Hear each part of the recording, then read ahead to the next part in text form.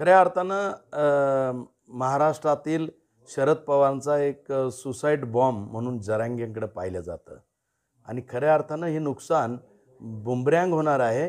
हा suicide bomb त्यांनी व्यक्तिगत द्वेषापोटी शरद पवारांनी हा खऱ्या अर्थानं मुख्यमंत्री या राज्याचे जे प्रगतिशील मुख्यमंत्री आहे देवेंद्रजी फडणवीस यांच्यावर हा बॉम्ब सोडलेला आहे. परंतु निश्चित हा बुमरँग होणार आहे.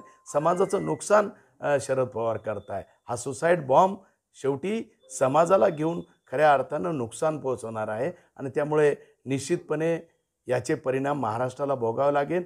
जे शरद पवार आपली भूमिका स्पष्ट न करता परस्पर असे सुसाईड बॉम्ब जरांगेसारखे या महाराष्ट्रात वापरतात, याचं दुर्दैव आहे.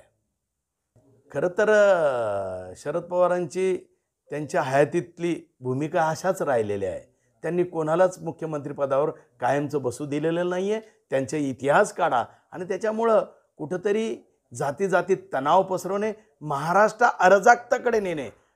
मला आजही आठवतं वसंतदादापासून तर यामध्ये वसंतराव नाईकच्या काळातही त्यांनी या महाराष्ट्रात दंगल घडवली. मला म्हणजे तुम्ही इतिहास काढा. हा माणूस माणसात माणसं राहू देत नाही आणि त्यामुळे निश्चितपणे जरांगे गावगाड्यातले मराठे वापरून या वाड्यातल्या मराठा नेत्याला सुरक्षित ठेवण्याची भूमिका घेऊन ही खरं तर हा मोर्चा आहे.